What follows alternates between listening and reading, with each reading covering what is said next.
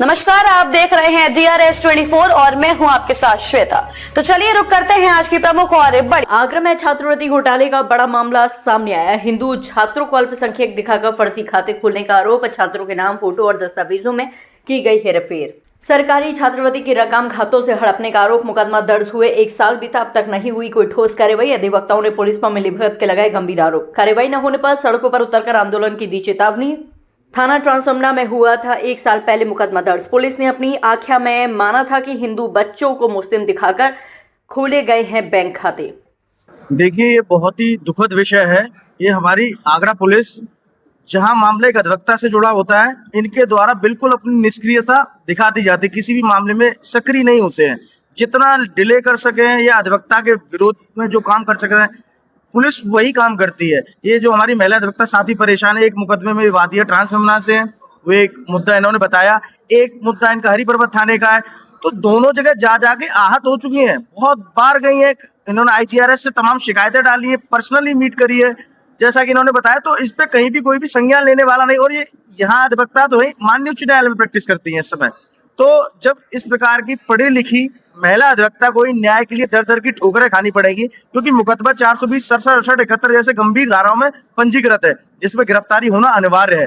लेकिन इनके द्वारा कहीं भी आज तक किसी भी अभियुक्त को ना गिरफ्तार किया गया, ना ही कोई आरोप पत्र माननीय न्यायालय में प्रेषित किया गया। ये अपने आप में बहुत बड़ी चूक है। चूंकि समय समय पर मैं अधिवक्ताओं की आवाज को उठाता रहता हूँ, निस्वार्थ भाव। आधी रात में मेरे किसी अधिवक्ता साथी को कभी कोई समस्या होती तो मैं जाता हूँ। तो पुलिस का एक मोटिव है कि वकीलों की मदद नहीं करनी है। और फिर आप हमसे अपेक्षा करते हैं, जब कोई वकील कार्रवाई करता है किसी प्रकरण में, आप राजीनामा के लिए आते हैं, कोई भी चीजें करते हैं कि साहब DGP साहब का पुतला मत फूकना, ये मत करना, वो मत करना। आपकी बात हम क्यों सुने? जब आप एक हमारी अधिवक्ता बहन नहीं परेशान है न्याय के लिए, तो हम आपसे क्या न्याय की उम्मीद रखें?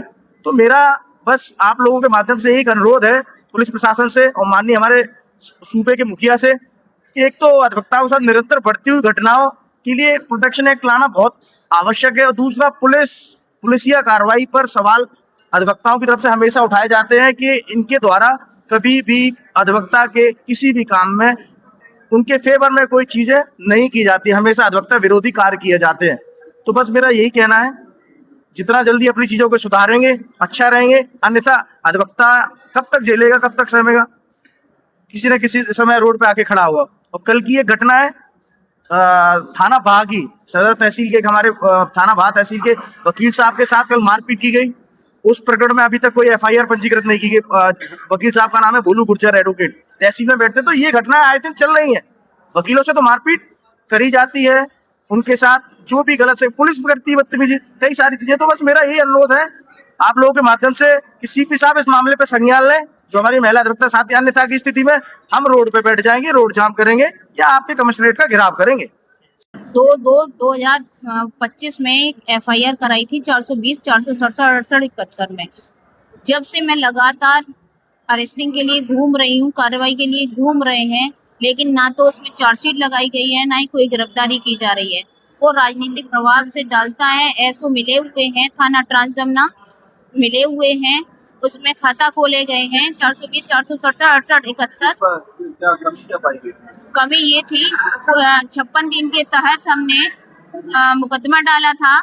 उसमें पुलिस ने ही रिपोर्ट लगाई थी कि ना दिव्यांश का खाता बैंक ऑफ इंडिया में खोला गया है मुस्लिम बनाकर, और दूसरी बैंक में, कारपोरेशन बैंक में शमशेर नाम से खाता खोला गया है।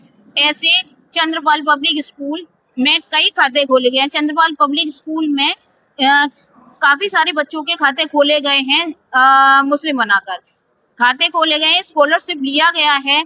लेकिन ट्रांसजमुना पुलिस और CO साहब छत्ता काफी मुलाकात हुई, कमिश्नर से मुलाकात की, लेकिन कोई कार्रवाई नहीं हुई।